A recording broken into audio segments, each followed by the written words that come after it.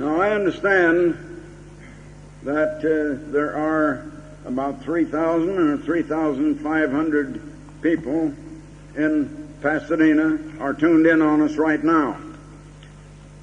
Now, it was on all three television stations here, that is the three network stations last night, the news about it, and they were just filling the auditorium, the Hall of Administration, and the Student Center, and holding a religious service all day long. And now word has come that they wanted some directive from me. I knew nothing about this. I had nothing to do with it. Not any of our ministers that I know of did. As a matter of fact, I found that the leading minister that we left to guard the property in Pasadena, Mr. Ellis LaRavia, knew nothing about it. And some telephone calls were coming to me the night before, and people were a little confused, and they wanted to know if it was for me. And I just had to say, I don't know anything about it. But they're looking for some guidance from me. My wife's mother was there, and she said, well, the next time I call you, it may have to be when I'm in jail. And she said, if I have to go to jail, I'm willing. I want to say to you, brethren, and to all of the people in Pasadena, that the people of God have always been willing to suffer whatever they have to do for the living God. And I tell you, this has drawn us together. We are fighting this battle for all churches, for all religions. We're fighting it for freedom of press and freedom of religion, for freedom of speech and freedom of assembly. And all of these things are being now threatened by certain judges, ex-judges. And all I can say is this: what the Bible teaches us, what God teaches us through the Bible, is that we are to be subject to the powers that be of the government of man, but being subject does not always mean obey.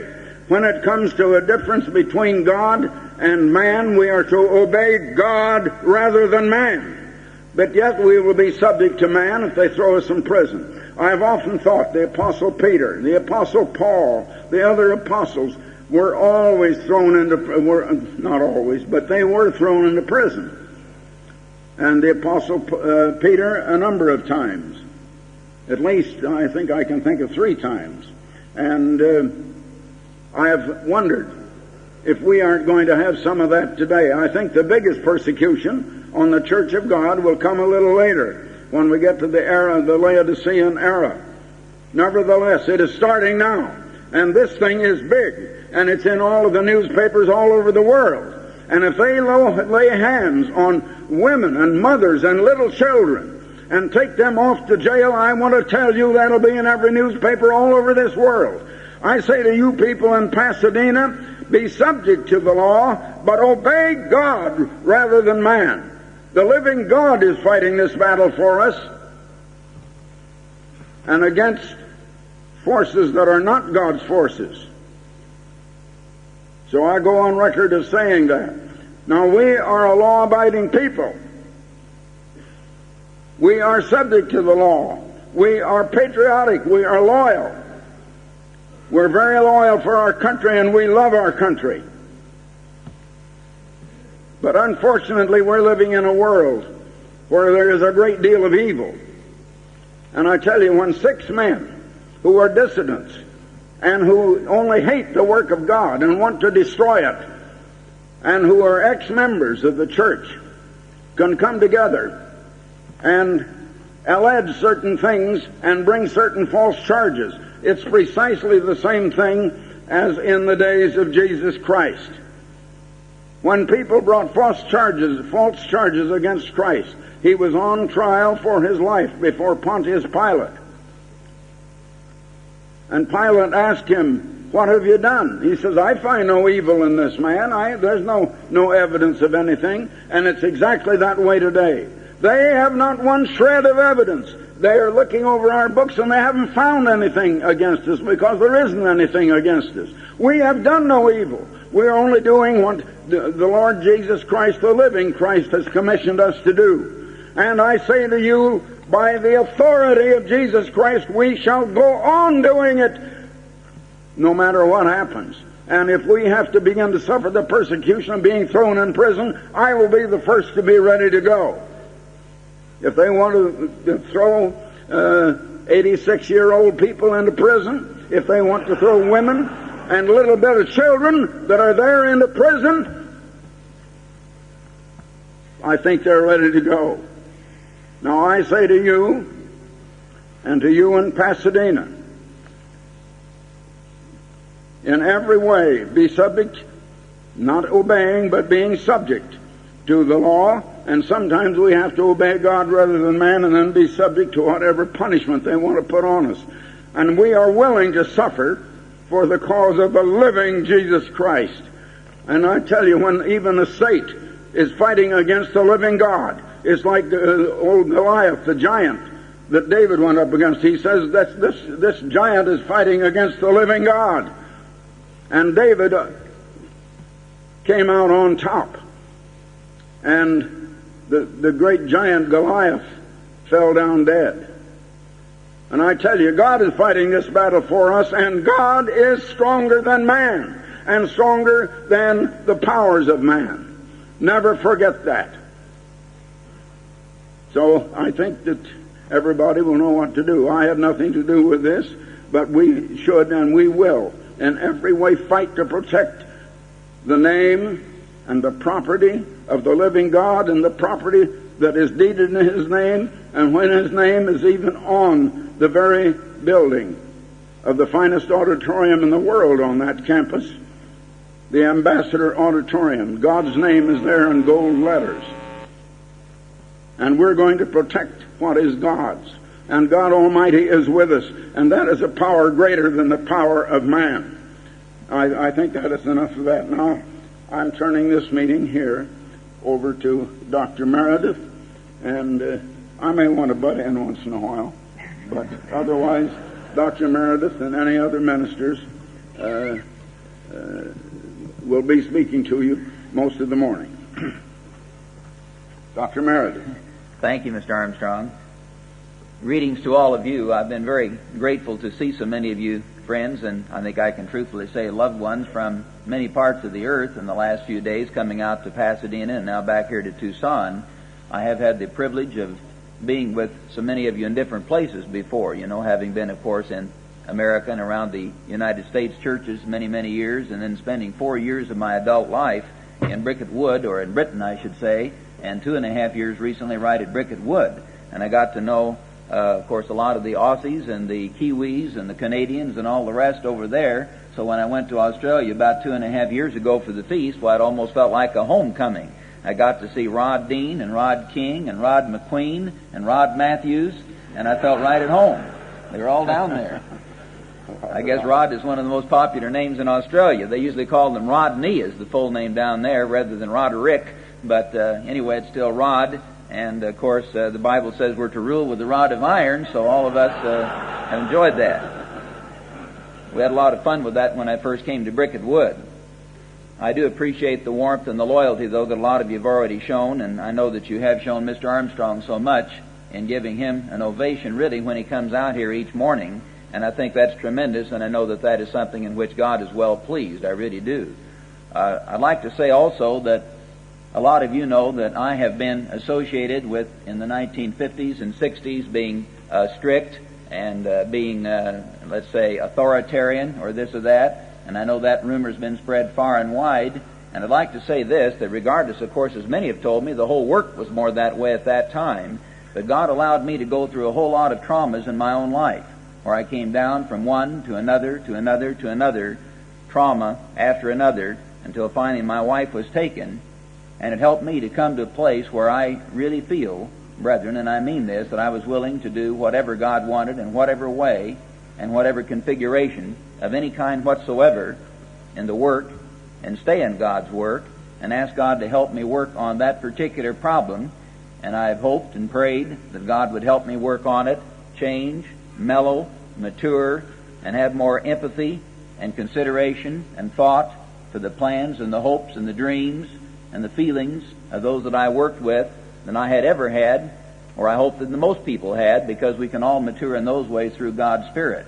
And I certainly do intend to show you that in the months and the years that lie ahead with all my heart, and I know I'll have God's help in that, and I'm sure I'll have your support in that in whatever configuration I am. And I really mean that, and I hope you will help me in that way. Yet, I've come in a time of battle, and I would like to have come into this office, if I were ever to come into this office or any similar office again, in a time of peace, where of course Mr. Armstrong would too, where we could all just sit around and enjoy peace and tranquility and have a kind of Feast of Tabernacle spirit and say, how are you, and everything's great, and love one another. But it isn't that way. We're in a time of the greatest trial and the greatest war, actually, that the Church of God in our era has probably ever had. Mr. Armstrong had to fight some other wars of a similar nature all alone when the church was much smaller, and he was being attacked by Spires and Heibel and Sin, who was well named, and men like that I even got to know up in Oregon years ago. But as far as a big, massive assault of the nature that we're seeing today, this certainly is the greatest trial of God's church in a long, long time, and the greatest trial any of us have ever known. So I'm sure that all of you can understand that if some of us have to act a little bit more quickly, we may get to see you a little bit less, we may have to act a little bit more decisively. You know, in your time of war, you can't sit around rubbing your hands and saying, well, let's wait till the enemy's, killed half of us before making up our minds what to do. You just can't do that. But once this war has settled down, and we're going to try to act as patiently and lovingly and get all the facts even during this time, I'll guarantee you that with all my heart. But after this time, it'll be even more peaceful and even more loving and so on, and I'm sure you all understand. And I feel because of the present distress, as the Apostle Paul used this terminology back in the book of Luke, we're certainly in a present distress of a different nature, but because of that, several have mentioned to me that one of the two biggest problems that is seething in the minds of many of the ministers right now, and perhaps many of your wives because of things that have been said, is the situation of recent date and how it came about. And so I feel that the most important thing, although I'd like to go into the Bible, I'd like to go into doctrine, I'd like to go into a lot of different areas of plans for the future and growth in the work, and I will try to go into some of those things later as we have time. But the most important single thing that I can do is kind of show you a little bit of the history of recent years and recent months that has led up to this present trial and help you understand it. And I will just say what I say before God, as I think you all know we speak before Him anyway, but I want to put it that way. I do not believe that we're to keep just the spirit of the law. I believe we're to keep the letter of the law and the spirit of the law, which magnifies it and makes it all the more binding. And so if I lie and deliberately lie to you this morning, I shall not be in God's kingdom. I'm forfeiting my eternal life. And a lot of you have heard that I've been this or been that, but I don't think any of you have heard that I've been a politician or that I've been a yes man. In fact, I sometimes was so much of a no man to Mr. Armstrong in the past, in a sense of bringing up this or that or something else. I guess one other man who's not with us and I used to say, well, yes, but, on various things, because we were very open with Mr. Armstrong. We talked to him as sons to a father, and he in turn talked to us as fathers to a son, in many ways. And I know my father used to have to speak to me that way once in a while when I was growing up. And he said, Roddy, he said, you can stay, but that's got to go. And so we've had these situations. But I want to explain about my recent appointment and about the recent upset in pastoral administration and, of course, now in the whole work. But before I do, brethren, I want to say this one thing. I'm not going to be preaching you a sermon this morning, but I think I would be remiss if I didn't at least bring our attention to one or two scriptures, and I mean just two as I have at this particular time. And one is something that, well, all these things are something you've taught. Truths that you've all taught. I'm sure every one of you has taught these, and yet somehow we forget them when it comes at it from a different angle, or these problems come in a different direction. We forget these basic things so quickly. Where the Apostle Paul in Ephesians 1:22 said that God has put all things under Christ's feet and gave Him, Christ, to be the head over all things to the church, which is His body, the fullness of him that filleth all in all. And brethren, we've seen that in other situations, and we've seen time and time again, and I have for back nearly 30 years now, 29 and a half years since my first student days in Ambassador College, of working with this man on my left, whom I've been closer to for the last 29 and a half years than my own physical father, and because he died 15 and a half years anyway, and we were separated by 2,000 miles, even when he was yet alive, and the trials we've all gone through together in God's work. But we've seen how something that looks really bad does turn out later for good. And God does guide, and God does lead, and God does inspire, and God does cause all things to work together for good for those of us who love God and are called according to His purpose. And God tells us if we love Him, keep His commandments. And this is the love of God, that we keep His commandments. And we are a commandment-keeping church. And so for those of us in the church who believe in the commandments and keep the commandments, and I have to qualify it that way because some have gone another way, frankly, even in our own midst, as most of you understand. But for those of us who are doing that, God does cause all things to work together for good. And Christ has been made head over all things to the church, not just some things. Christ is made head over the church to guide Mr. Armstrong as the apostle today. Christ is made head over the church to guide events overall. He permits us to make mistakes, yes, and we've seen that. And I've come to recognize that Christ rules us or guides us with a looser leash, I might put it that way, than we once thought, where we thought Christ is guiding this and that and our exact everything. And He doesn't do that. He allows us to make mistakes. And yet, in the big overall sense, Christ is responsible to guide things in Mr. Armstrong's area, in pastoral administration, in publishing and editorial, in media, in the business area of the work. He is responsible. He is Christ. He's alive. He is not dead. And we've got to understand that. And He's the head over all things to the church. Now back in Colossians, of course, the same thing, where it talks about Christ, the firstborn of every creature, in Colossians 1:15 and then verse 16, for by Him were all things created, that are in heaven, that are on earth, visible and invisible, whether they be thrones or dominions or principalities or powers. All things were created by Him and for Him, and He is before all things, and by Him all things consist. And He is the head of the body, the church, who is the beginning, the firstborn from the dead. So Christ is the head of the church, which is Christ's body. And that's what we are. All of us together are His arms and legs and hands and feet and toes and all the rest of it. And He's working through us. And He's guiding us, and He is the head of all of us together as a team. And He has all power and all might and all knowledge. And we really do have to see that Christ is in charge. And perhaps Christ Himself has let a lot of things happen the last few years. Once we really got going, and we had the growth of the 50s, the great soaring growth, and even the unity of the 1960s, then Christ allowed tests to come on this church age of perhaps a different nature than in past ages, because even our physical health might not permit a lot of us in our degenerate state to be thrown in prisons for months at a time and jerked up and beat with the cat o' nine tails with the blood pouring off our back. I don't know if all of us could take it and recuperate in the way the Apostle Paul did. Some of us may yet have to go to jail, of course, but maybe in a different type of situation and not nearly as long and all the rest of it. But I'm just saying Christ gave us a different type of test, and He's allowed men to come in from the outside. And as the Apostle Paul warned the elders of Ephesus, he said that I know that after my departure some shall rise up among you, leading men astray. And He's allowed that to happen, to test the church in a different sort of way, rather than all the great big press and the big radio, TV studio, and imperial schools absorbing more and more people. More people came out for jobs, and they got on the payroll, and we were bigger and bigger. All of a sudden God said, well, that's fine, but you got bigger and bigger, and you got more liberal, you watered down my law, and now I'm going to test you from the inside to see where you really stand with me and with my law and with the words that are written in this book and whether you really follow them. And Christ has allowed these things to happen, no doubt, partly for that purpose. And so all these things do have a purpose. And I hope we don't ever forget that Christ is the living head of the church of God, and He has not gone way off.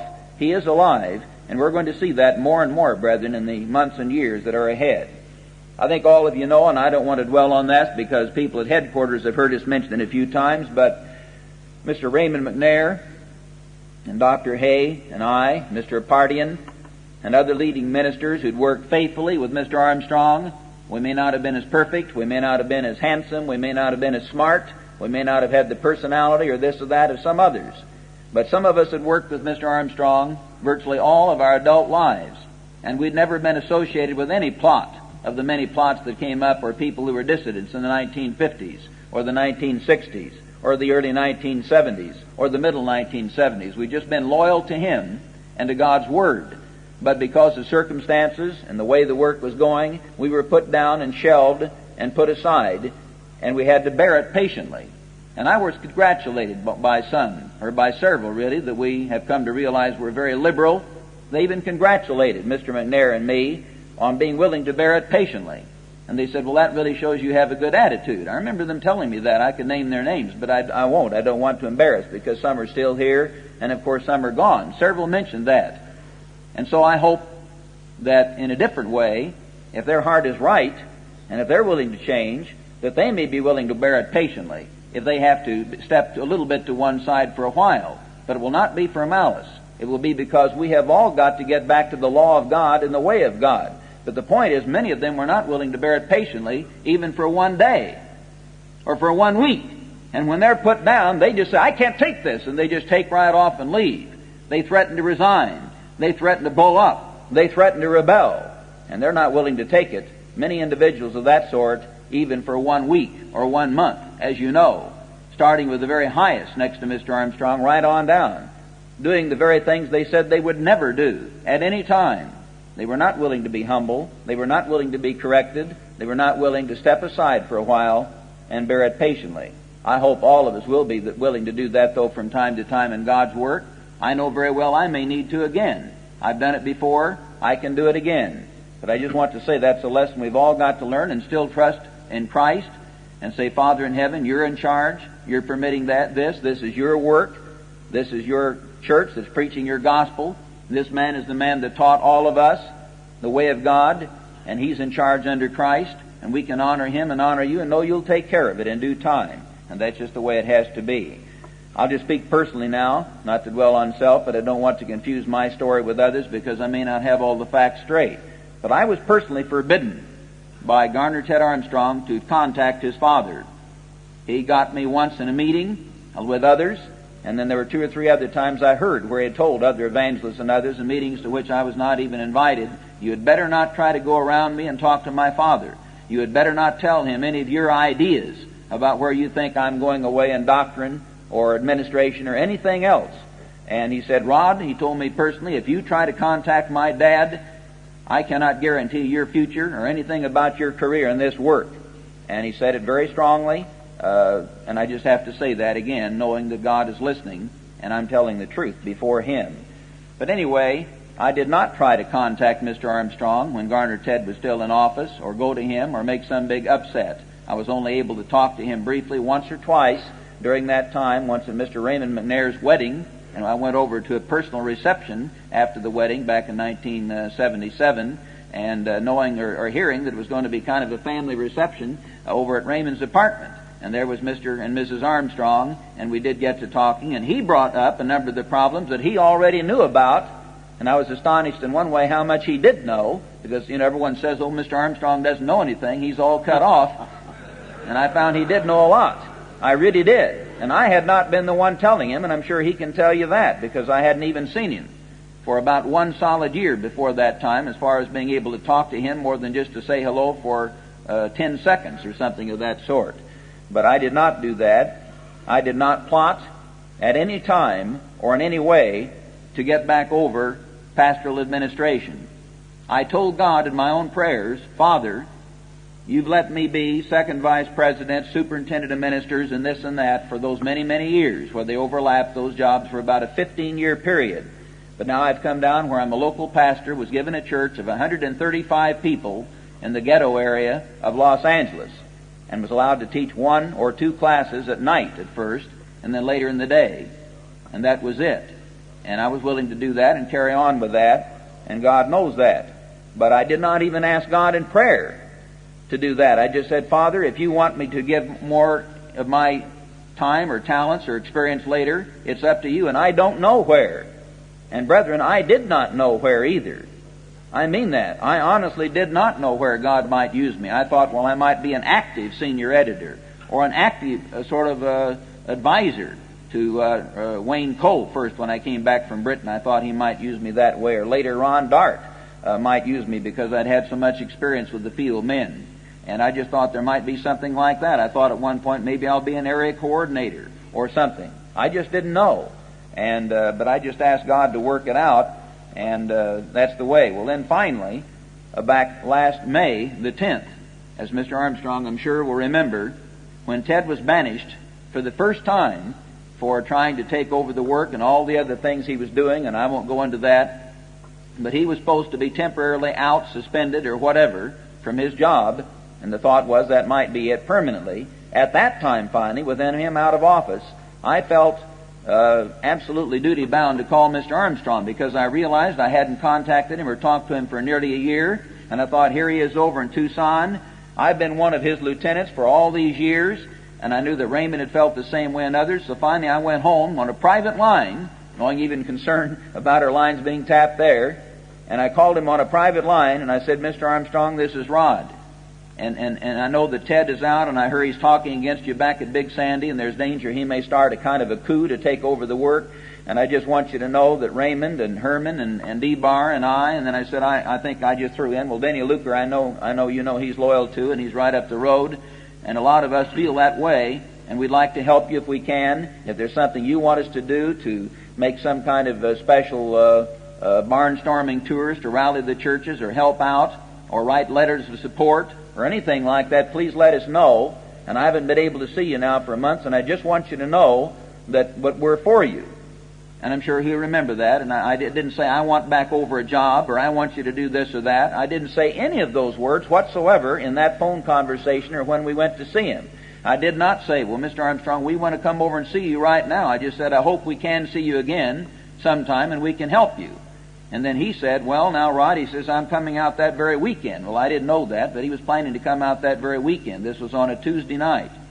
And he said, and then he said, I'll see you then. And then he started to say, well, now, wait a minute. I'm supposed to see Ray Wright, and I'm supposed to see this and that and all these meetings Friday. I've got to take the Bible study, and then I've got to take the service early the next day because they were going to have the service moved back from 2:30 until 1 that Sabbath so it could be piped back to Big Sandy. You see, 2 hours later in a time zone, and they could hear it at 3 o'clock there, and it wouldn't be too late for them. And so he said, I really won't have much time because I need to rest and prepare in between one message and another. And then the doctors and nurses had told me I'd better not talk to people too much after that because this will be the biggest single strain I put on my system since the heart failure last August. And he said, I'd better not try to stay and have lots of talks and meetings. Then I'll be flying right back to Tucson, and that's already scheduled. He said, maybe you'd better come over here. Now, could you come over Thursday? I said, well, I think so. This was already Tuesday afternoon or evening. And then he said, well, no, Mr. Rader now's got this businessman or TV man. I forget who it was coming. And he said, well, can you come Wednesday? He said, well, now, wait a minute. That's tomorrow. I remember you saying it just that way. I hadn't planned to come tomorrow or any other time. But I said, well, we'll sure try. And I think I can get Raymond because Raymond was been sent way back, Shanghai, frankly, the man who'd been Mr. Loyalty over God's work for 15 years in Britain and always had the people all over Britain and all over Europe open every service asking God's blessing on Mr. Armstrong and Mr. Garner Ted Armstrong. And he always did both of them just like that. Mr. Hunting was the one who told me, he said to Mr. McNair, they're just the same. And just always Mr. Armstrong, Mr. Garner Ted Armstrong are just like, I think he said, a broken record. You know what I mean, but in the right way. It was just the two of them. He was always being loyal to the both of them. And even though he got put down for that, nevertheless he'd been loyal and built God's work, and a very fine work, in Britain for 15 years, and his reward was being sent back over a little church also, one little church in the Ozarks, where he wouldn't cause any trouble, quote unquote. But anyway, I said, I think I can get Raymond, but I don't know. He's way back there, but I got him first. I went right to try to call him first and let him know. I called and he was able to fly out through the night. I got Mr. Pardian. Dr. Hay was unavailable, but I did get Mr. Luker then. I think I called him last of all, and he said yes, he could drive down and meet us there, and some of us could have a chat with Mr. Armstrong, encourage him, and also encourage ourselves with what was happening and being able to see the chief again after such a long time. So that's how we got down there. I remember Mr. Parting saying quite heatedly that he did not want us to go over there because we all knew that there had been a great liberal, frankly, movement in doctrine and in the thing that resulted in this STP. But he said, Rod, I don't want us to go over there and talk about people or indulge in any kind of character assassination. He says it'll just come back on us, and probably there aren't going to be any changes made anyway, and they'll just get us and so on, and that's just not the Christian thing to do anyway.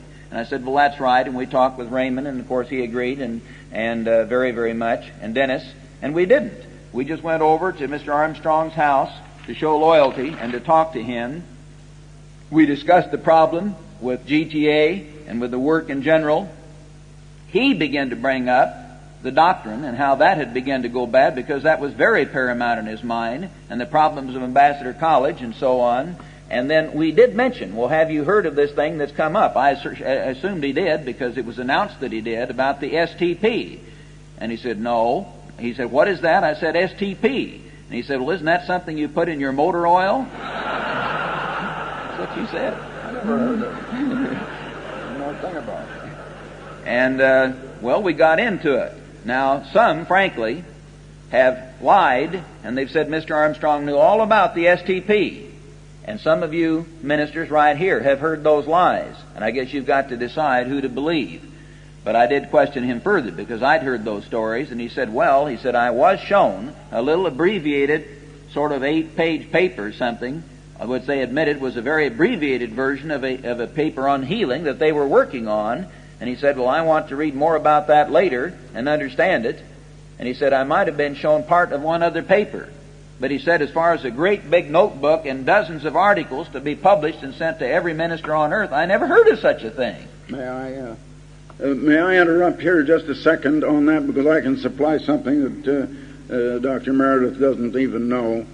At that time, which I remember, and I don't remember there was much as 8 or 10 sheets of paper, there was something on healing.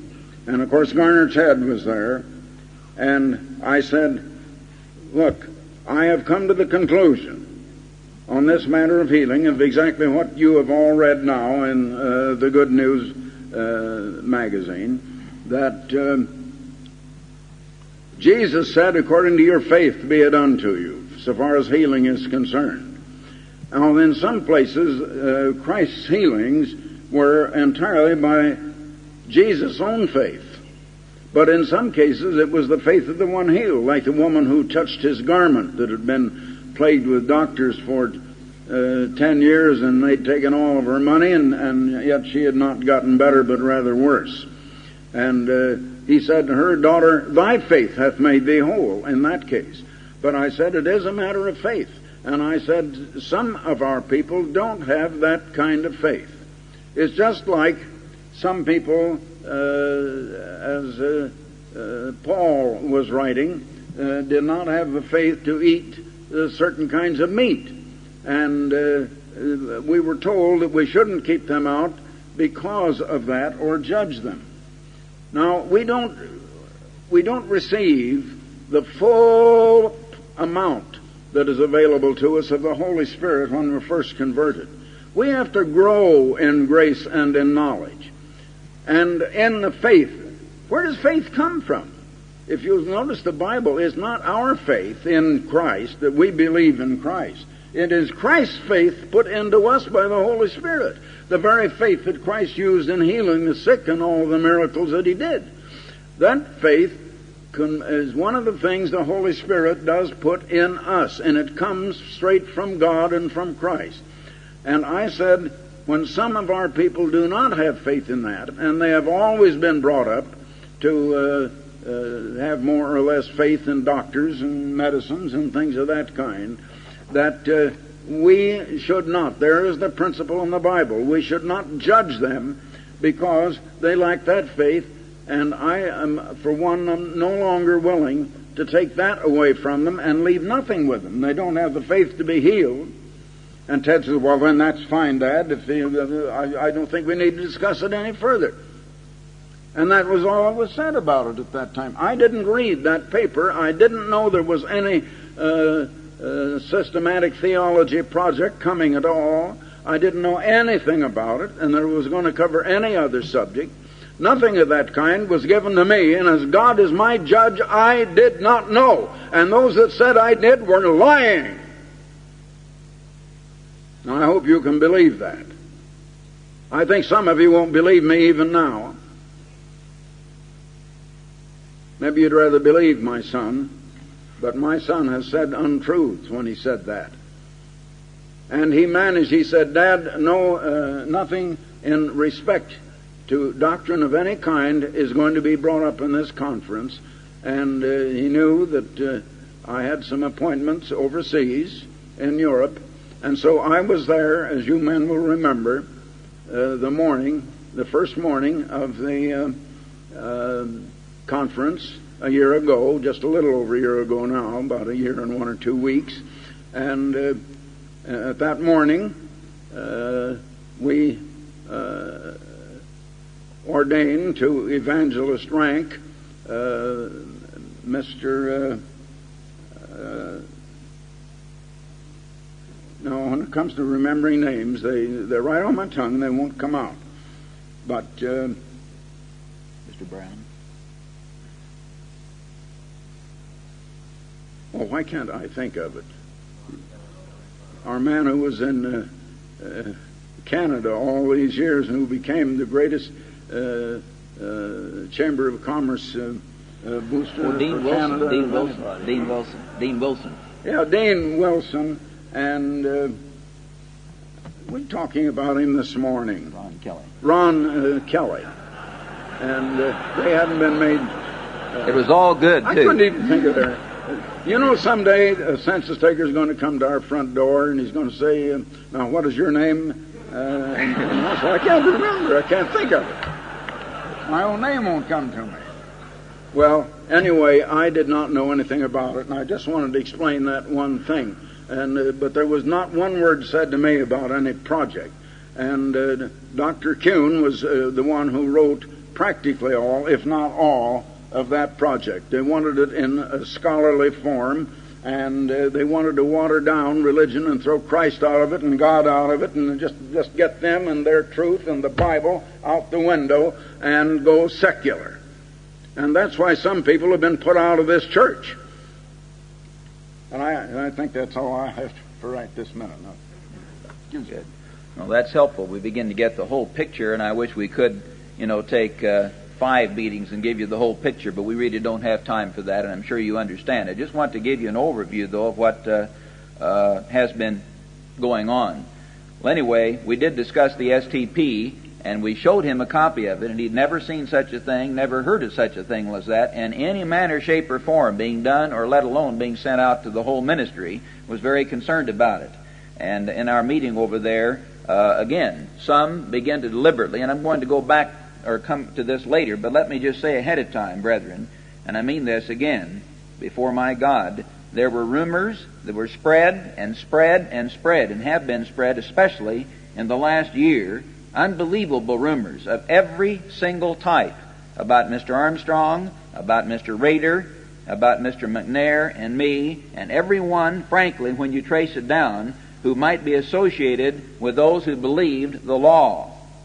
I'm just going to say it's just that simple. There are those who believe the law and those who don't believe the law, or they want to water down God's law. They want to water down the commandments. They want to water down that way of life. And when you put it all together, you begin to get a picture. But at any rate, crazy rumors were beginning to come out even after our visit to Tucson. And I had reports from several friends that area coordinators and others were saying around the United States that Raymond and Rod and Debar or Denny, whoever all they mentioned of us, had gone back to Tucson to get our old jobs back, or we'd gone back to assassinate Robert Kuhn or Wayne Cole. Well, Mr. Armstrong is sitting here. We did not discuss those men. We did not assassinate character. I don't even know if Wayne Cole's name was mentioned. We mentioned Robert Kuhn after Mr. Armstrong commanded us about 3 times, and I was balking on it. Well, who put this out? And I kept saying Ted did. Well, I know Ted did, but I know he has people do those things. Now, who did it? And I finally said, well, Robert Kuhn was the chief of staff, but there was a whole group of men doing it. Then we mentioned Robert, but we never went to get Robert at all. I used to love Robert, and still do as a human being very much. I spent hundreds of hours with him, took him and his wife out. I baptized him. I've been around him, a very likable, friendly person. But because of his past educational orientation, yes, and all the rest of it, why, his orientation toward the law and toward the Bible changed, as did a number of these other men, very violently. But that was not our purpose in that visit. Do you wish to comment on that, Mr. Armstrong? Perhaps you do. Do you wish to comment on that? I thought you were going to comment on that visit. No, I just say that you had nothing to do with that.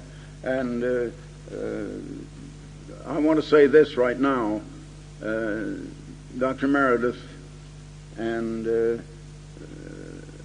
Raymond McNair and these fellows had absolutely nothing to do with the position that I have placed them in now. In no manner did they lobby for it or make any effort for it. They were humble and were willing to stay wherever they were put. As God is my judge, that is the truth. I am tired of this thing of people lobbying to get a high position. There was a man in England that was lobbying to try to get to be the head of the church, and I didn't know it.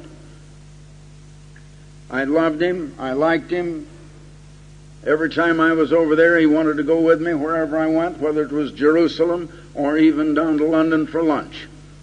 And he was a man who said, Mr. Armstrong, if I ever disagreed with you on one single point, I would keep my mouth shut about it, and I would never mention it to a one, but I would, at the first opportunity, I would bring it to you. And if I laid it before you, and you could see that I was right, and so you agreed and changed the doctrine, fine, then I could speak about it. But if not, I would still keep my mouth shut unless you convinced me, and I believe you were right.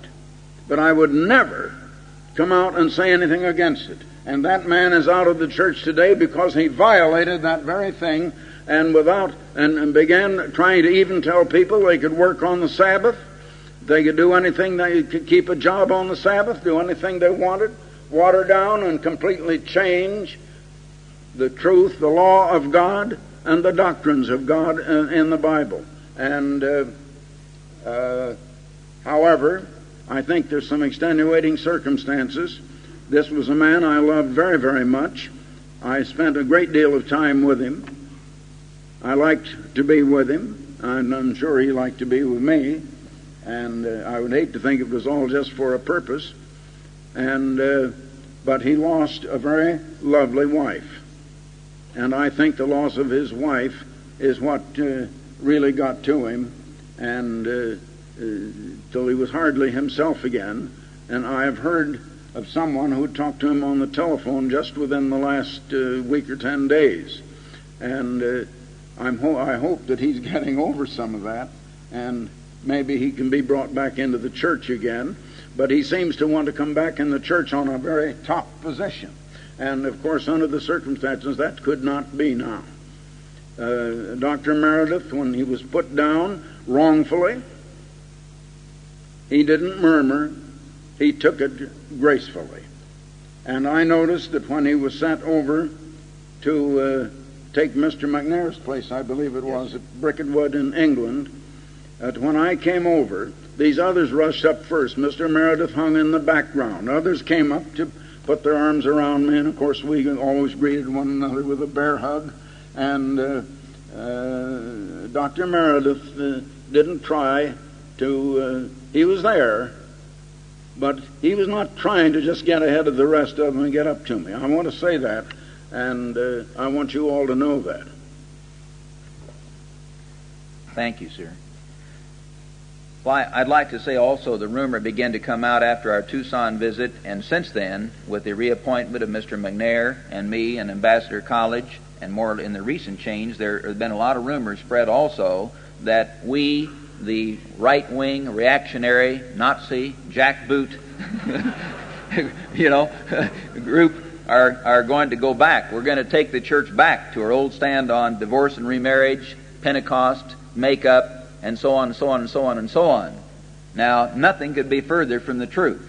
We are not going to do that at all, as Mr. Armstrong again will well remember, and everyone at Pasadena who was in on it will remember, liberal and conservative, because Robert Kuhn told me this himself, the number one man who came to Mr. Armstrong. And on DNR, Mr. McNair changed on that reasonably fast, but not too fast. He had some questions. I had some questions for a few months, frankly, and we conveyed them to Mr. Armstrong. The first paper that came out was not technically accurate at all, and because of those inaccuracies and the fact that we had been taught so many years, and I had taught, and all of us had taught, what God has bound together, let not man put asunder. That just rang in my mind. I thought, I'm not going to compromise.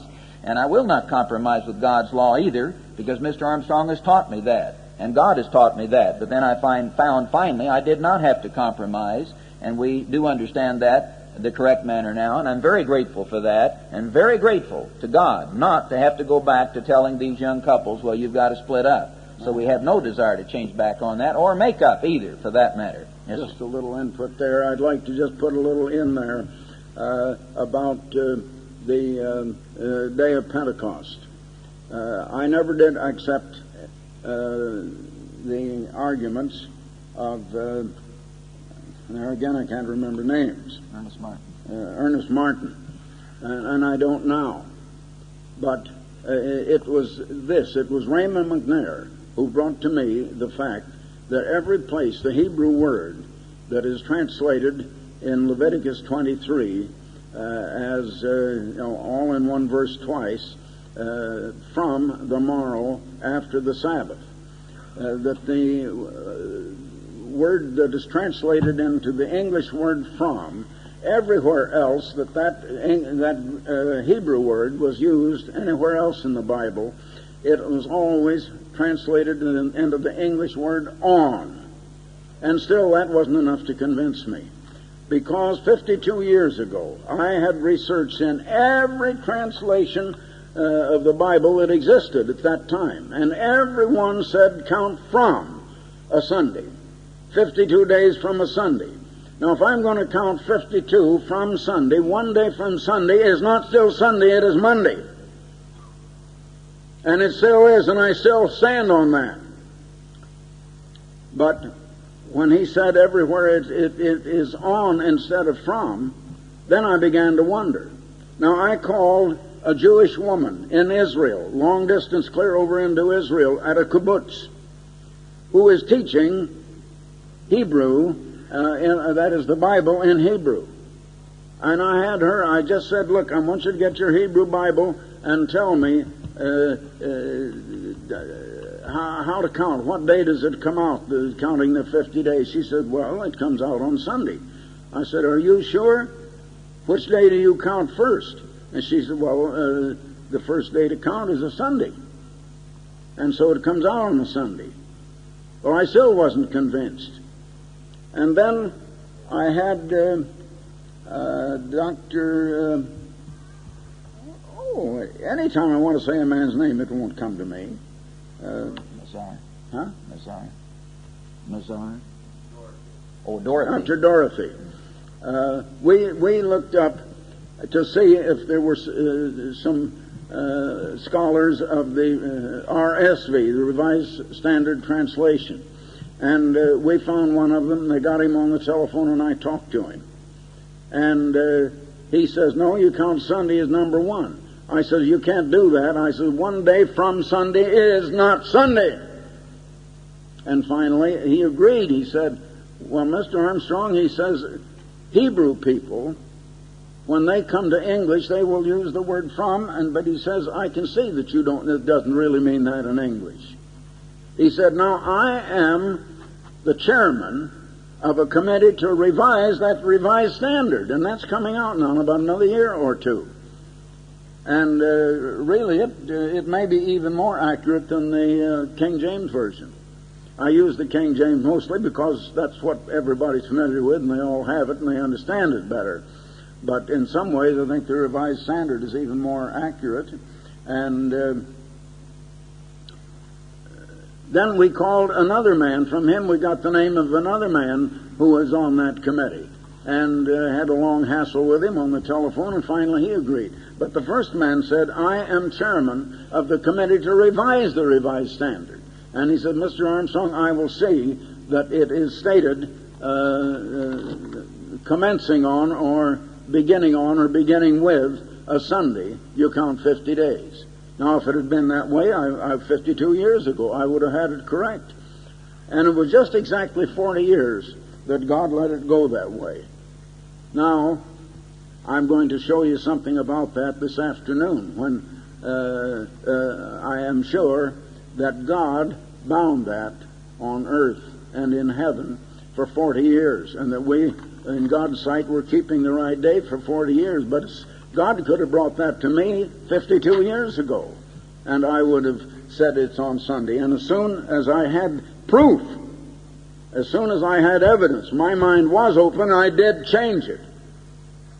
And I will not change without proof, but I will always change whenever it is proved that I have been wrong. And I have proved that. Now, it's the same way. I don't need to go into that now, but it was the same way on the matter of DNR. It came about something we had never seen, had never considered. Ernest Martin didn't supply any of the arguments that were acceptable in any way at all. And however, there was something that we found that none of us had understood or seen before. And so we have, but I want to say that that doctrine is being overrun and taken advantage of today very greatly. We're just going clear overboard. You get an inch and we want to take a mile. And people are being divorced and remarried in a way that they shouldn't, and we're going to tighten up on that in the church. But we want to be wherever Christ is. The living Christ is the head of this church, as Dr. Meredith had just said, and he does direct me. But my mind is always open. I'm going to have something to say about these things this afternoon. Thank you. Why, another part of the picture that I think is misunderstood is that some have said, and again it's widely rumored among many of you, that Stan Rader schemed to get rid of Wayne and get me put in. Now, Stan and I both have had a good laugh about that because, frankly, Stan, up until very recently, liked Wayne and had more confidence in Wayne than he did me. He had heard the complete, he'd heard the complete blackening job, as others have told me, that had been done on me for years by Ted, and even Steve Martin, who was very close to Wayne and may be here this afternoon. But Steve Martin has told me, many others, even of their group, have told me that no one was blackened more during those years than I was by a constant barrage of negativisms about my approach, my personality. Everything that could possibly be brought up was brought up year after year after year. And of course many did begin to believe that, because if you say something often enough, as Goebbels, Hitler's propaganda minister, began to say, if you say something big enough and loud enough and often enough, the bigger and the louder the lie, then the more likely people are to believe it. And but anyway, Stan and I even had a little set to a few months ago, which Mr. Armstrong knows about. And maybe you didn't realize I'm not bringing something out hidden here, Mr. Armstrong. Stan actually commented on this himself before the brethren at Pasadena just recently, with many of you ministers sitting there. But he had been sort of programmed against me, and he'd heard that I was suspicious of him, which I was. See? And I'll come to that later, which I was. And so he really, told me off in no uncertain terms over the telephone a couple of times, which again I took it. I thought, well, he's helping Mr. Armstrong, and it'll work out, and so on. Well, he's come to see that although I had concerns, I was not ever trying to overthrow Stan. I was never trying to do anything like that. I just had genuine concerns about some of the big areas of the work that I felt needed attention, needed straightening out, that there were these misapprehensions, at least, about him and his role, and that was a major concern, which indeed it is. But I would have been one of the last ones that he would have been scheming to put in. I promise you. I really do. So you better forget that one. You really had better forget that one. That is stupid. Now back to the ranch again. The real story now of this plot, as it develops, you have to understand it, fellas, and I think it is important, and I'll try to talk rapidly from now on, because a lot of you know bits and pieces of this, but it goes back several years, and as Mr. Armstrong himself has said, we've had problems in the work for about 10 years. I won't go back 10 years except to say that once Mr. Armstrong began to leave headquarters after his wife's death, once he began to travel more and more and be away from headquarters, he found, and a lot of us found first, and he had to find later to his sorrow, that there were those there, including his son, including Mr. Portune, and others, who were far from loyal to Mr. Armstrong, who had ideas of their own. And how many times I've sat in Mr. Portune's office and heard him weep and moan and groan and whine and bellyache about what Mr. Armstrong was doing and this and that, and run him down. And the famous time there in 72 when Ted was on his first banishment because of his problems, while Mr. Portune gathering the group of us together who were the vice presidents and the division heads, we were called at that time, and telling us these stories about the things he was reading in management books. And the classic one was how the big executive in this big corporation was getting old and wasn't doing things right, and the company was losing money, and how this guy was always the big man that did this and that, and he would try to describe it in a way that would, apply to Mr. Armstrong, very obviously, to those of us who were in these meetings, and how finally one day they got the board together, and they did this and that and so on, and got him out real quickly. And he looked at us and he said, "Gentlemen, we've got to learn to stand up and be men." Now the message, of course, was that we were supposed to overthrow Mr. Armstrong, and a lot of us understood it. Mr. John Hill has had his own personal problems, as some of you know, in his own health and certain things that he's done in that way, but Mr. Hill has not been part of a plot in that way. And I know John and I were good friends in those years, I hope still are, but he looked at me and he said, "Rod, do you get the message?" And I said, "Yes, we're supposed to be the young colonels and institute a coup." And he said, "Well, listen, Al is barking up the wrong tree," and so on and so forth. And I said, "You bet." And he and D-Bar and I and some of us were in some of those meetings, got together, and we were going to block that. But again, things were so bad that we were almost afraid to tell Mr. Armstrong what was being said, because it would look like we were the ones that were causing trouble against Mr. Portune. So we didn't, and it all worked out in the end. But this was what was being done by his son at various times, by Mr. Portune and others directly, this kind of an overthrow type of psychology. John Hill is very open and sometimes a little bit crass in his humor, but he would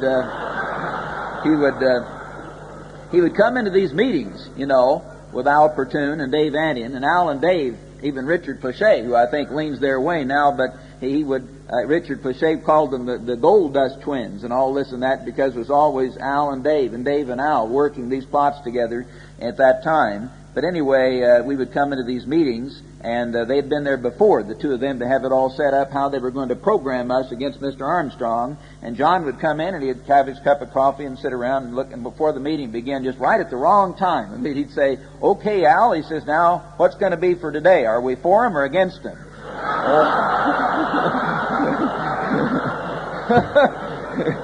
So, anyway, a lot of you in the field never knew those things, brethren, but we lived through those things. Those were hairy days. They really were. And we kind of have to realize what was been going on, what had been going on during those days.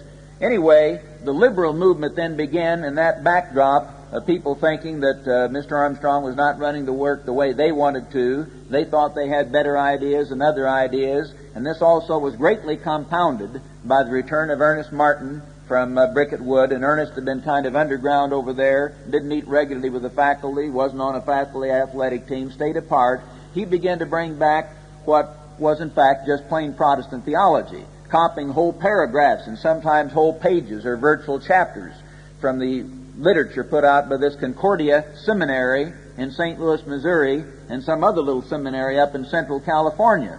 And as I later have told some of the liberals talking to them, I said, "Look, if I wanted to learn all that stuff, you've all heard about my Methodist grandmother, if I'd wanted to learn all that stuff, I could have gone to Southern Methodist University. I didn't need to come out here to learn that stuff." And I mean it. I grew up and I went to Methodist confirmation classes, and I knew this and that's just the kind of stuff that was coming in to Ambassador College and into our doctrinal meetings, that some of these young fellows, well, I mean, it blew my mind. I thought that they knew better than that. And they regarded this as great new truth. Somehow there's an intellectual vanity that makes people want something different. And if it just be a little different and something new and new, if it's just the plain truth of God they've heard before with new embellishments and then going deeper and deeper, they get bored with that. And they've got to keep changing and changing and having something new to titillate their vanity. And that's what they seem to want. But anyway, this began to spread also. And a number of our young men began to go to Claremont Mud. I always say mud, I like that. Get their minds all muddied up. But anyway, they began to go out to Claremont Mud and Fuller Seminary and get these ideas. I would recommend one book very highly to you at this point, by the way. It's called Battle for the Bible. Battle for the Bible. That's not one of our books. It's written by a Protestant. But it shows, even this conservative Protestant is showing what has begun to happen specifically in Fuller seminaries, the main example he uses, as well as Claremont and some of the others, and how they are shifting away from the truth of God, even that the Protestants once had, and they never did have very much of it, but even they are watering it down in every respect in those seminaries. This is what our young men were getting out there, and they were all filled with vanity and wanting this kind of thing.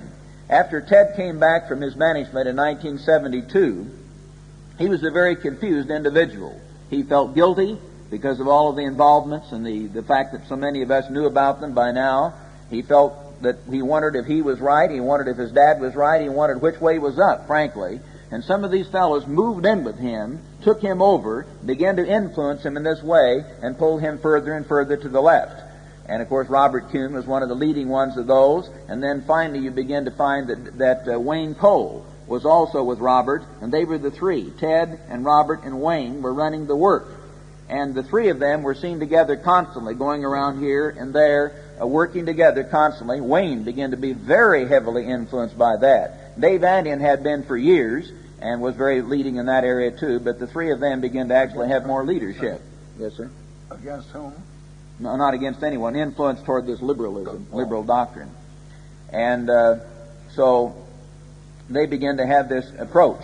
Some of them threatened to resign when Mr. Armstrong came back. And they told us this, that they either did it directly or through letters or had planned to resign in 1973 when Mr. Armstrong brought back Mr. Hunting to be his executive assistant. They were going to threaten to resign and force him to back down. Now, the kind of men who are always threatening to resign, you know, if they don't get their way, you think about that in relationship to the people of Korah and his rebellion and all the others. But this is an attitude they began to be getting into. Mr. Armstrong, I'm sure, can tell you that Mr. McNair has never threatened to resign. I have never threatened to resign. You give me my way, Mr. Armstrong, or I'm going to resign. Dennis Luker has never threatened to resign. And most of the rest of you, of course, have never done that way to Mr. Armstrong or me or anyone else. So I'm not trying to blow our horn, but that's not God's way. So then Robert and Wayne and Dave in the doctrinal team that got started in 1970, late 73 and 1974 were the leaders. Robert was the coordinator with Ted, but Wayne sat right here as the head of the table. And then there were two or three others. I won't name all of them at this point, although Dave Andian was one of them. Some are still with us. I hope they'll be loyal. I hope they'll get this out of their system, though. I really do, very much. But they began to be the leaders on this doctrinal team. When I came back from Bricket Wood, having been over there about 2.5 years, I had known that there were these ideas and attitudes, but I mean this sincerely, and I'm not very easily shocked anymore, but even I was somewhat shocked to realize how far it had gone. I really was. And Mr. McNair, and to a certain extent Dr. Hay, I'm not trying to categorize him, but he's, as you know, Dr. Hay, he says something and then retreats and says it in this way and so on to kind of throw them off balance. He told Mr. McNair and me at one time, he said, let's keep still and let them keep on talking and see how far they can go, and then they will hang themselves. That was his advice. Then they will just hang themselves. Mr. McNair and I felt, well, maybe we ought to at least confront them with this and that and not let it go too far and hurt the church in the meantime. That's a matter of judgment. But at any rate, they begin. When I say they, I mean Robert Kuhn, Wayne Cole, David Andian, a number of these men who have left the church or had to be put out of the church. They begin to subtly to the public.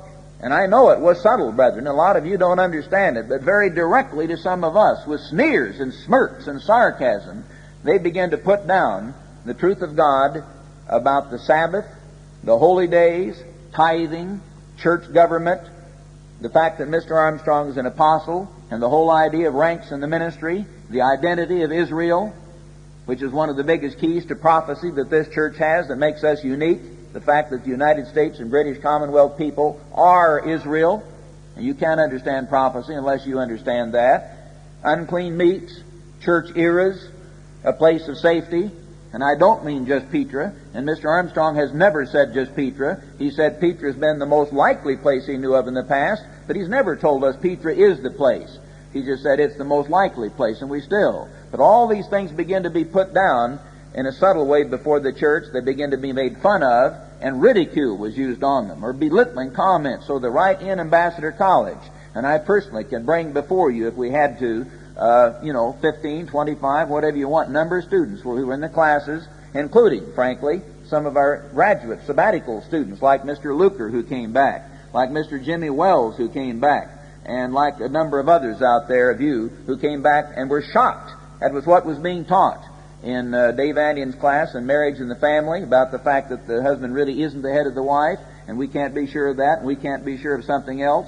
About some of them were teaching, and I won't name the other names of the men doing this, but Gunnar Fry, Birch, Keith Crouch, and others were teaching, virtually as fact, the documentary hypothesis, which means, of course, when you read it, study it, that the Old Testament was not inspired of God at all, but that it was simply sort of put together by these scribes, E and H and J, and these unknown scribes kind of got these old Jewish traditions and allegories and put them together, and then later scholars put them together in a different way, and somehow it all evolved as to what we have in the Old Testament.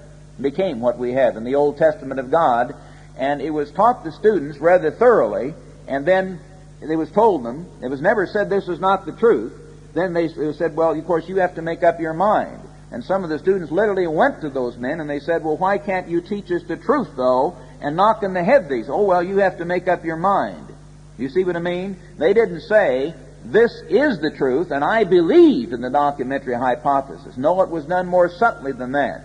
It was just taught. Well, this is one of the main understandings about how we came to have the Old Testament. And then they proceeded to teach that, maybe for days at a time. And then in about 5 seconds or 5 minutes, they'd say, well, there are other ideas, but you have to make up your mind. And the truth of how to knock down the documentary hypothesis, the truth about what we believe and why, that wasn't taught very much. These other ideas were taught to our unsuspecting young kids in Ambassador College, and even to a great number of you who came in for sabbatical, these attitudes and these ideas and these approaches, without very much on the other side, depending on the teacher. Each teacher was infected to a lesser or greater extent in this particular liberal movement. They didn't all believe exactly the same thing among themselves, by the way. I want to point that out, because some of them might say, oh, I didn't believe this, and I didn't believe that, and they might be true. Some of them believed we were Israel, but didn't believe in tithing. Others didn't believe tithing, and they did believe in Israel, and so on.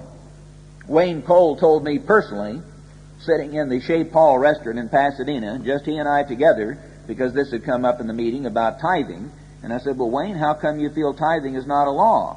Because we've always taught that, and you've taught that, and we know how it was always a law in the Bible, and how Christ then said, that tithing is a law. And if I get the quote started, I can finish, but I better look at it here just to get it started. Matthew 23:23 and Luke 11:42. But he said, woe unto you, scribes, Pharisees, and hypocrites, for you pay tithe of mint, anise, and cumin, and have omitted the weightier matters of the law, judgment, mercy, and faith.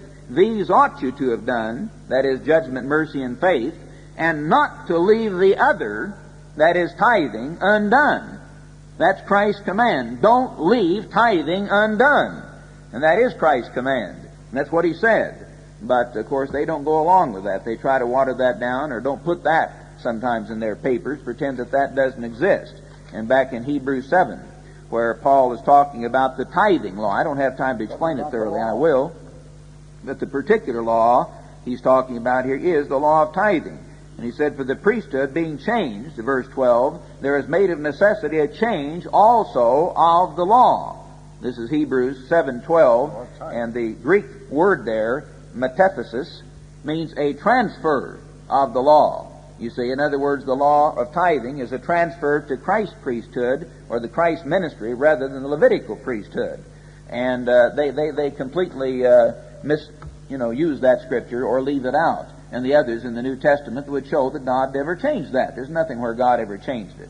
But anyway, finally Wayne kind of said this. He said, well, maybe tithing is a law, but he says you can't prove it from the Bible. Oh. Well, I said, well, if you can't prove it from the Bible, I'm just giving you this example, not to knock him, but so you can understand, fellows and brethren, how it was handled in a subtle manner. He said, maybe it's a law in the mind of God. Oh, it's a law in the mind of God, but you can't prove it from the Bible. And I said, well, maybe, how are we sure we can do it? Well, maybe it's a church law. I see, it's a law maybe in the mind of God. He said maybe, and then maybe we have the authority as a church to say you're to do it. Well, I didn't tell Wayne that then, but I could see which way we were going in those meetings, and I thought, but if Wayne and Robert and Dave and these others get control of the church, then are we going to have a law? Not on your life. You see how quick that could change if it's put on that basis. And the problem was the cynical attitude began to spread. And Mr. McNair and I and others were put down and ridiculed. I mean, they literally sat there and laughed with sarcasm if we would try to uphold the doctrine of Israel, of us being Israel, or any of others of those things this church believes. They were against everything that God's apostle had put in the church. Yes, sir. All the key things. One of those men told, I think at least two other individuals who are probably here still with us, that the whole key was Acts 15. And our man asked, well, what this afternoon. Good. He said, well, what do you mean, Acts 15? He said, well, what did Paul teach the Gentiles to believe? In other words, what did they have to do of the Old Testament? That, no fornication, no meats offered to idols, no blood, and no things strangled. That's it. He said, he said, that's it. That's all you have to do. And the idea was you don't have to keep the Sabbath, you don't have to keep the holy days, you don't have to keep the Ten Commandments. That's it. You see the picture? One of those two men said that. And it began to be an approach. And they'd kind of bring it out here and then bring it out. And then if Mr. Armstrong or one of us who was in the work with him, and they knew might have contact with him someday, met them head on, then it was kind of like a little weasel, He's running around and then he gets back down in his hole. Then he peeps out, then he comes out and tells some more lies, then he jumps back down in his hole again. And they were afraid of us, very afraid. No wonder they didn't want us to see Mr. Armstrong. No wonder they were afraid that we would have contact with him. Because we knew what they were doing, and that this was their Achilles heel, this thing of doctrine. They were going further and further and further to the left. Finally, in 1976 or 7, I've forgotten the year on this, doesn't really make any difference, but Wayne Cole left that area. He had to be sent to Canada for personal and spiritual reasons, as a lot of you know. And then, after he came back, and even before he came back, brought back by Ted Armstrong, wild gossip began to be starting all through the ministry. That began early this past year, 1978. We'd always had gossip, but now it began to be wild gossip. I mean, horrible things were beginning to be spewed out, coming from Pasadena.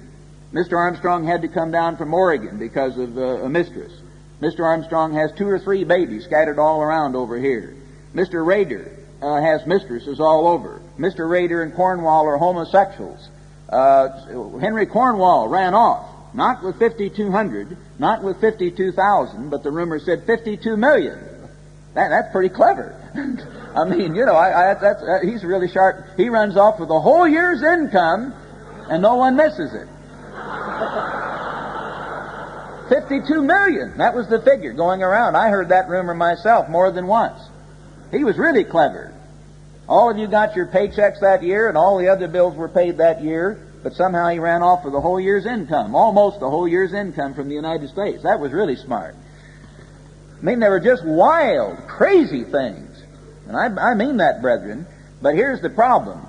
When people would ask these people who heard these rumors, and we try to trace them back, Mr. Helge and his whole staff did, and others, and they'd say, well, that's from a very high source, or that's from a very high leader in the work on the 4th floor, or in the Hall of Administration, or they'd say, that's, quote, confidential information, end quote. We kept getting this same phrase, oh, that's from someone very high. And then we begin to trace it back, and we find that it was from some of those very men. that they were spreading this out all over the United States and all over this earth, and saying, if anyone asks you, tell them that that's confidential information, or that's from a very high source and I can't tell you, and that's from a man that's on the 4th floor, or whatever. And they're just crazy things that had no basis whatsoever. Rod, you only mentioned the tip of the iceberg of those I know. things. I didn't want to say all the vile things that they were bringing up, but that just gives you an idea. That was just some of the type of rumors that were being spread, and so these we traced it back to that same group, brethren. We really have, and we've got witnesses, and some of you here are witnesses to that fact. Then one of our area coordinators came out last May, when this thing began to be going on, and was talking to Mr. Cole, and he was upset at Mr. Armstrong even last May, and he says, I question if God's Spirit is working in either of the Armstrongs. This was Wayne Cole's statement about Mr. Herbert Armstrong last spring. I question if God's Spirit is working in either of the Armstrongs. And we find from, he's told several of us, that he has his resignation any time, or that is Wayne Cole, he's carried, in fact for a while I think he carried it around, and had his resignation ready at any time, and was threatening Mr. Armstrong to resign more than once if he didn't get his way as a matter of pressure, and questioning whether God was working with him. And that's the problem, was this kind of approach and this kind of demanding attitude. Also, one of our other men heard last May that he had said, I would like to walk away from this work and never hear the name Armstrong again. Again, this was last spring. So we don't like, and I don't want to indulge in character assassination myself, and I hope I'm not, but I know there's been such a wave of feeling among many of you saying, well, Mr. Armstrong made a great mistake, and this is all a great misunderstanding. Well, brethren, this is not a great misunderstanding. This is something that has been going on for 5 or 7 years in the minds and hearts of certain individuals, to change the doctrine of this church further and further to the left, and to finally unseat Mr. Armstrong. And it was not all a coherent plot or conspiracy all the time, but the attitudes began to seethe, and they began to merge in this movement and that movement. And as you know, Dave Andian joined Al Pertune in rebelling against the work openly in 74. And this is the second time around for Dave. And then we let him come back. And then Wayne was threatening to resign and so forth a number of times. And then finally, a few weeks ago, about a week before, Mr. Armstrong may know the details on this, but about a week before this plot, or this thing ever broke, this receivership and all, Wayne went over to Tucson to get Mr. Herbert Armstrong to put Dave Andian in as the business manager for the whole work of God worldwide. Now, does that make a light come on in the back of your mind? Here are these two men working together, liberals, this liberal doctrine for years, and now he brings Dave Andian over there, Wayne Cole does, tries to pressure Mr. Armstrong into putting him over the business. Well, Dave has no training in business whatever. He's never been in business in his life, but he was supposed to be over the money for the work of God worldwide, you see, and then if Wayne got in another office, they would have it all sewed up. I might say they thought I was so senile that they could just push me over like that. But they didn't. Well then, rumors and stories began to circulate, and direct statements from some of those men and their lieutenants. Some of whom are still here, trying to think and talk about this complicated plot. And I hope they will repent. And I hope all of you will, as you see this picture, if you've been involved in this. I hope I repent of any wrong attitudes I get in. We've all got to if we're going to be in God's kingdom. But they begin to tell a number of you and a number of us that the work of God is going to get it. And there's going to be a big house cleaning. And the government's coming in. And they were already, we find now, cooperating with the dissidents, working with them, helping feed them information, including Ben Chapman getting stuff right out of data processing, feeding it to these dissidents who are not our members now, but have become Ted's members. Earl Timmons and that whole gang have been Ted's members for a long time, brethren. They're not our members. And they were programmed by Ted, and then by some of these fellows in the later stages, perhaps, to begin to directly work against us. And so this began to be rumored that the work of God is going to have a big investigation, and we're going to be overthrown, and we're going to get it.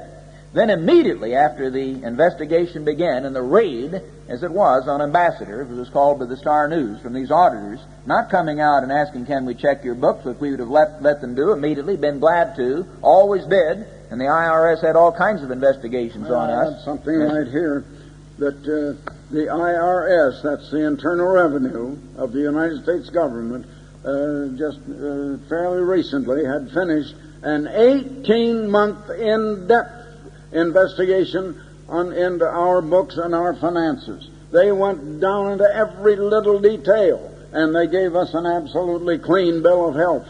And our books have been kept in a better fashion and more accurately than almost any corporation. And that is the truth. I've heard that from a number of our men. We've got sharp men there and dedicated men, and that work long and hard, like Jack Bickett, George Birdwell, long-time church members in there, and they have a very fine set of books, and the books themselves, the ledgers, and then the computer, and kind of a double or triple checking system, which really obviates even very much possibility of anyone running off with any sizable amount of money. It just couldn't be done. It would show up in too many different directions, and that's the way they've set it up that way. And maybe more about that later, but I think that's important for you to understand. But anyway, immediately after this thing began in this raid, instead of Wayne staying with the flock and trying to help out and encourage the ministers and the brethren, he went back here to Tucson, came back here, should say that's where we are, and he, with others, to pressure Mr. Armstrong to make him chief of staff, and late at night got the permission to make himself chief executive officer, I should say. But Mr. Armstrong did not put that as a legal thing, but as a news release, and they got Dr. Hay in onto it to use his credibility, because they knew that if they could get one older evangelist, they knew that Raymond and I and DeBar were out. Obviously, we wouldn't go with them at all, but they tried to get Dr. Hay in to use his credibility with Mr. Armstrong. And so they brought Dr. Hay out to Wayne's house.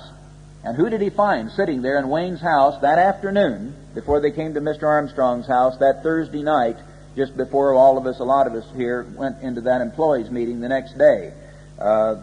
He found sitting there in Wayne Cole's living room Robert Kuhn.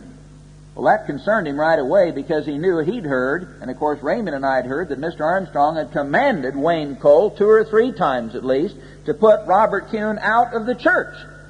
And instead of putting him out of the church, Wayne had him there in his living room helping plan and plot this whole thing. And so they were there, and then all of a sudden he began to hear a call from the Timmons, and they were trying to get to Wayne, and he was talking with them and with the opposition, and it was suggested that Dr. Hay and Art McCarroll would go have lunch while Wayne and the others talked to Robert Timmons, and that he began to realize, and has told me later, and some of these dissident members and lawyers for the plaintiffs, the ones who were fighting us, and that Wayne and Dave, we found through what he said and others since, were cooperating actively before and during the suit with the opposition. They were actually working with the opposition to overthrow the work of God. Some of you thought it's some little thing. It is not a little thing. I think I'd better add something right here. Well, it was right at the time that I disfellowshipped Wayne Cole and David Andian. It was a telephone conversation, and it was a red-hot one. Wayne Cole and David Andian together on the other end in Pasadena, and myself here in Tucson. And they were urging me to not let our attorneys defend us in any way, and they said that we should let the court-appointed receiver, who was an ex-judge, appoint our defense for us. Now, he was working hand in hand, and I already knew that. He was allowed at $100 an hour to have an assistant, and his assistant is the attorney for the accusers that brought the suit, the one who's trying to have us put out. And they were arguing with me in heated words to let our very accuser be our defense or appoint our defense attorney. God showed me that night, if never before, that Wayne Cole was an enemy of this work, and I put him out. Now, if you want to know why he's disfellowshipped, that's it. If I am God's apostle, God shows me things. And I don't have to account any further than that. But God had it done. And it was, as I say, it was done in the name of Jesus Christ and by the power of the living God. And there is now a house cleaning, and I'm not sure it's completed yet. Well, then, after they got over there, you've heard what took place there. They got this press release.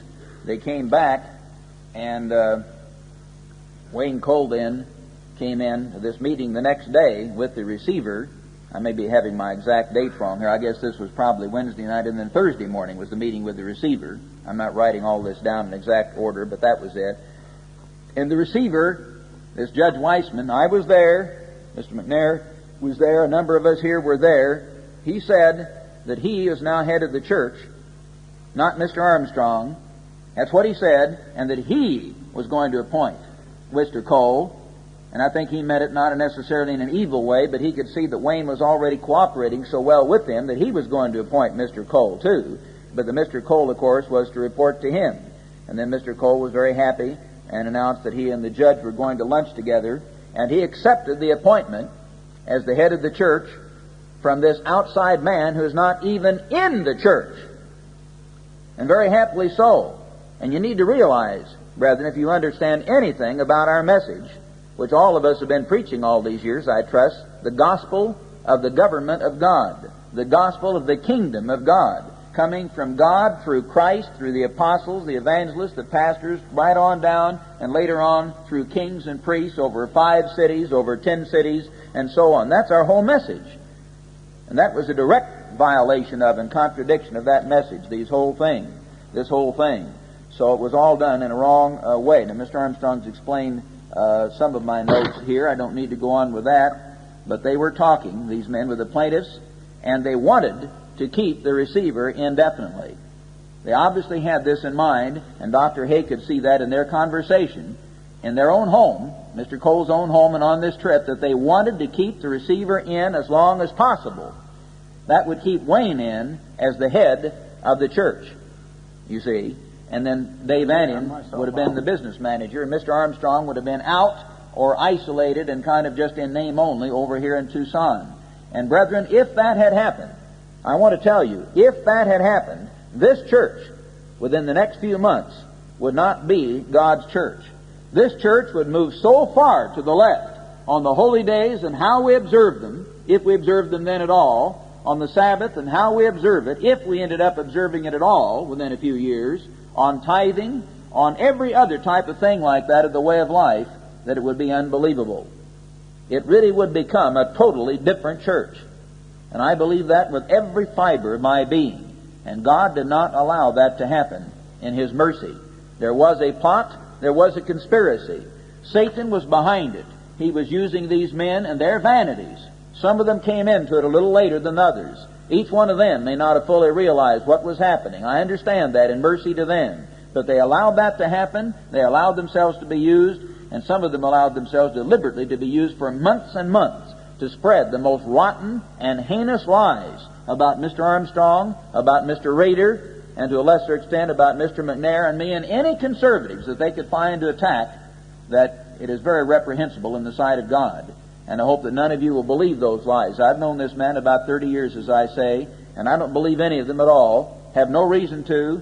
I've traveled with him here and there and over in Europe, lived in the same hotel room, and this and that, as you all know. And I don't need to go into that anymore. Now, one thing I might say here, too, while we're on this, I'd like to say this much for Mr. Rader. Mr. Rader and I have not been close friends ever. I think I indicated that. And that he had a little upset about my concern, because I was hearing so many rumors. I wondered, well, where you get 100 rumors, if even 2 of them are true, you know, it concerns you. So over the past several weeks, even before I received this job, and some since, I began to talk, because I at least was dean of college and back in a little bit of favor, and people would, talk to me. And I'd had a lot of friends in the work and in the business office for years. And I began to talk to 5 or 6 men around the business office, data processing, who've been some of the top men and administrators to handle the books, including 2 former business managers, who had been told by Ted Armstrong to check up on Stan Rader. One of them did a whole study lasting months on Stan Rader with our own people and our own figures, see, to try to get Stan Rader. Let's prove that Stan Rader has done some of these things. 2 of these men were actually upset at Stan Rader to some degree, may still be, because they've lost their jobs and so on. In a personal sense, they're hurt, although one of them had to be very obviously, and I think the other one probably too. I don't have all the facts, but one of them obviously had to be taken care of without question. And it was not Stan Rader's doing, it was just what the man got himself into. But nevertheless, they were hurt. They are not Stan Rader's friends. They are not Stan Rader's buddies by any stretch of the imagination. But I'm from Missouri. As Mr. Armstrong will tell you the early stories, I think he saw me coming up and looking at the white sugar in the penthouse one time. He always reminds me of that. But I've had a little bit of that. But I want to use it for a good purpose at this occasion, because I think we need to understand. Stan Rader comes from a different background from you and me. He comes from a wealthy Beverly Hills background. He comes from a family who was used to money, used to service, and he had a standard of living that was extant before he ever came with this work. Do you understand? Before he ever came to this work. Now, for over 20 years, I've had lunches with him going way back to the days when he and Gene Michael and I, or he and Vern Matz and I would go over to the Honker, and Mr. Rader and I would have some Rocky Road ice cream. We used to kid each other about that, and I would always get the sinus cold I told you about, and he wouldn't. But anyway, we would have Rocky Road ice cream together because we liked that. And I remember being with him and Nicky in England, and a couple times when we went out to dinner together. I've had him in my home when I lived on Waverly there, one of the first guests, not because he was a good friend, but I just happened to have invited him at that time and hadn't been with him before. I've not been with him that much, but I've been out with him 2 or 3, 4 times at dinner with my wife, and many times at lunch, and of course at dinner with his wife. I've seen that Mr. and Mrs. Rader are close. Now, sometimes young married couples, go around hugging in public and all this kind of thing. They don't do that. They've been married about 30 years. But they will pat each other on the knee, little affections that are just normal for a married couple. I just want to tell you that. I don't think he'd mind me saying that. I've noticed that, being with them over the years. I've noticed that their children are close to them and they have a close family. All this garbage, and I had a stronger word for that, but the ladies are here. All this garbage that's floating around in the sewer pipe is just that, brethren. It's a lot of sewage. And I really feel that very much. I hope we can understand that the lies and the rottenness and the filth that has been poured out against Mr. Armstrong and Rader and many of the leaders of God's work is, well, just almost blasphemous when you think about it from the point of view of God's office and the office He's put Mr. Armstrong in. And I hope that we can begin to have more confidence in Jesus Christ being alive and guiding Mr. Armstrong and guiding then those whom He chooses under Him to serve in God's work, and mutually honor one another, submit ourselves one to another in the fear of God, and go forward as a team in love and brotherhood and get all this straightened out and really do the work of God more powerfully than we have ever done.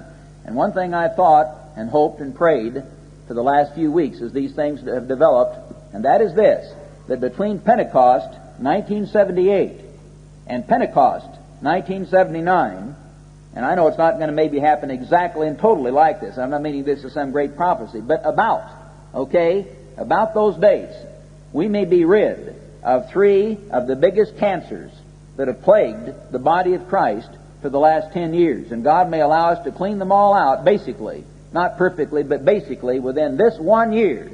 Because Ted Armstrong was not yet put out last Pentecost. He was temporarily back in that very weekend, and so on. But later, just after that, he was put out. I know because I was in Chicago for Pentecost and it came up, all right? Ted Armstrong and all of the problems and all of the hurts and all of the scandals and then the rebellion against his own father, that has been taken care of in this year. Next, Mr. Armstrong has put back in, not perfect men because we'll make mistakes, but with your prayers and cooperation and help and God's help, I'm sure that we'll try to do the very best we can, but he's put back in men that are loyal to Him and men that are loyal to God and to God's law, and I think you all understand that. And frankly, the liberals are on the run. And the liberalism is going to be purged out of God's church, and we're not going to have this watering down of God's law and God's whole way of life, and that cleansing process is already well underway. Thirdly, these accusations about affluence and about Mr. Rader and Mr. Armstrong personally, I hope and pray can be completely handled and put up on top for everyone to see and scrubbed out and cleaned out once and for all between Passover 1978 and Pentecost, 1979. And I think, a lot of you say, oh my, how could God let all this happen? God is letting us, even in a time of trauma, probably solve 3 of the biggest problems that have plagued God's church for 10 years. And I think we need to realize that's a blessing. Truly, we'll have trials, even in this purging. But if we hang together, we pray for one another, submit to one another, and submit to Christ, I know we're going to really be unified in a way we haven't been for a long time, filled with and led by God's Spirit, and able to go out with power and zeal and love and unity to do this work in a way we haven't done for a long time. And it won't just be by power or by might, but by God's Spirit. But by all of us working together, it can and it will be done.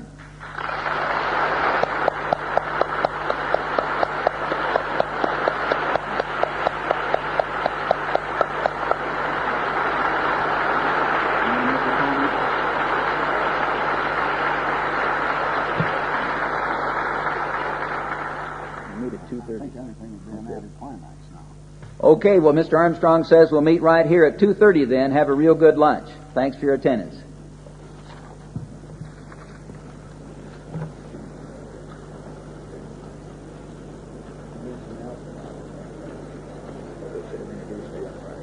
Could we, before we leave, there's some announcements we need to make about transportation and the noon luncheon as well.